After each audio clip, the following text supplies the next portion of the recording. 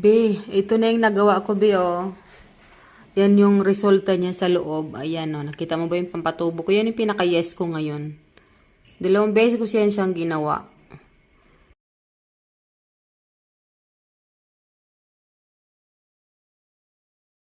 Tapos yan yung be yung aking flour. Isang 450 na puti. Tapos, yung brown naman siya. Yan, brown. 50. So, 500 grams lang siya. Yan.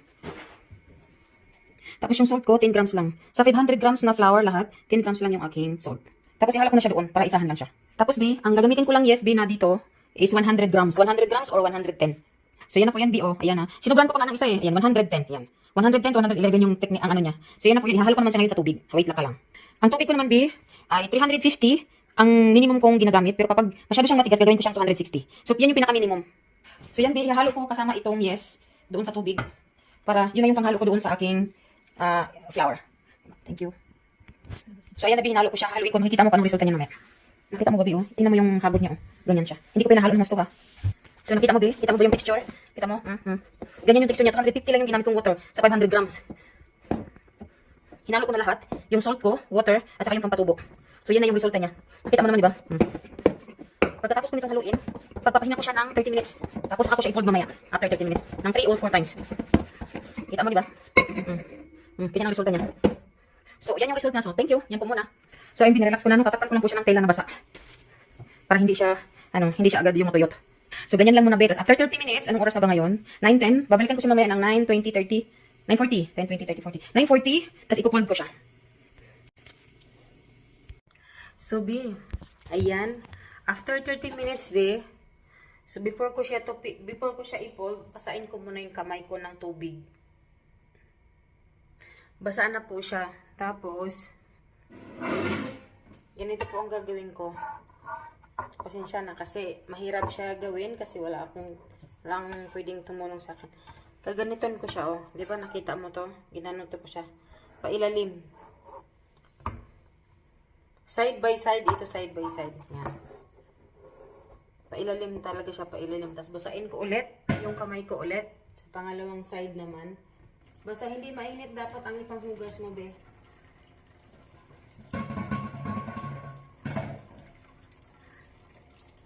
Yan. Kita mo ba?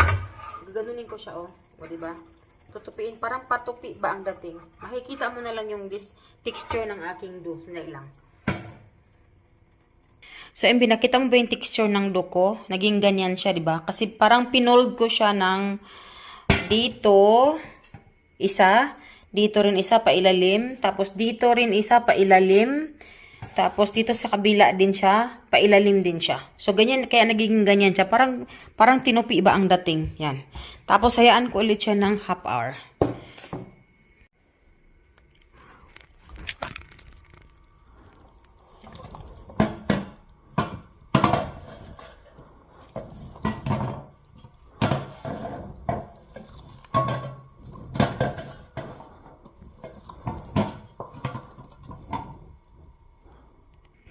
So, ayan po. Ganyan na po yung hitsura ng aking dough. Nakapangalawang fold na po ako niyan ngayon. So, antayin ko ulit ng 30 minutes para mag-fold ulit ako sa pangatlo. So, ayan na po. Ito na po yung huling nating, huling folding. Wait lang po para makita nyo kung anong resulta. So, kita nyo naman, di ba? Iba na ang kaibahan niya. Mula kanina. O, di ba? May nakikita na rin akong parang bubbles niya sa mga gilid niya. So, last na lang po siya dun. Pahingahin ko lang muna siya ng 30 minutes. Then, saka ko siya purmahin mamaya. Makikita nyo. So, ayan po. Ito yung huling biyahe ko. Huling gawin ko bago ko ilagay sa lagayin ko yung aking dough. So, binasa ko na siya ng konti para hindi siya didikit. Yan. Ganyan ko siya. Tapos, gumamit ako ng spatula. Basta basa na yung ilalim para ko yung ilalim. Igaganito ko siya. Nakita nyo ba yan? Yan. Nakita nyo ba yan? Yung bubbles na yan. Yan. Nakita nyo yung bubbles na yan. Yun yung magiging resulta niya sa loob.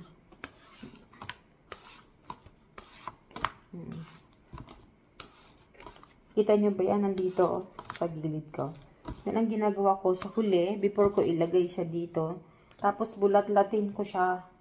As in, i-ano ko siya, ibanat ko siya ba? Kita nyo ba yan? Gumamit lang ako ng ano, ginanat ko siya ng ganito. Kasi, hindi ko na siya pwedeng galawin yung gilid kasi may mga ano na siya. O, diba? So, kapag nangyari yon, ganito, nailapat ko siya. Ganituhin ko siya sa huling biyahe ko.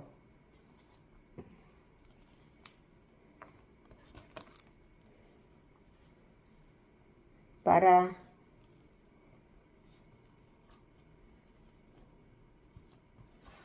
diba? Tapos, yung ganito ko, lalagyan ko siya ng flour. So, ayan na po. Nilagay ko na siya sa ano, nilagay ko na siya sa lagayan ko. Inipit ko lang po yung gilid para hindi magbukas. Yan. Kasi magbubukas siya. Kapag hindi ko siya inipit. Tapos, igaganito ko lang po ulit siya sa taas ng ano, flour.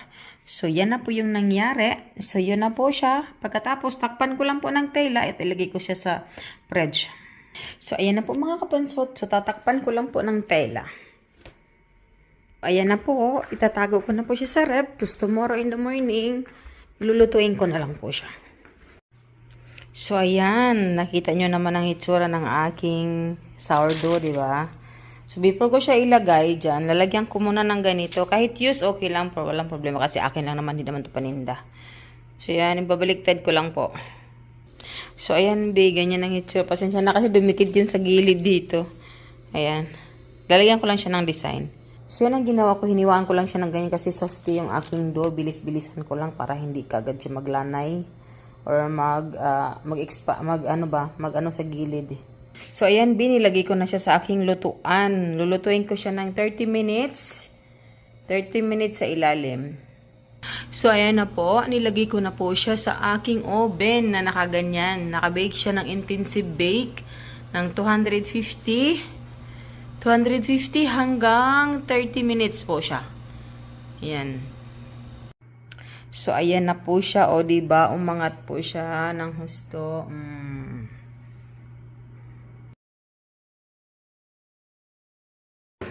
Wow, ma-beautiful sour bread. Sarap. Mainit-init. Bebe. Sarap siya. Pahingahin ko lang po muna yun siya palamigin before hiwain. Sarap.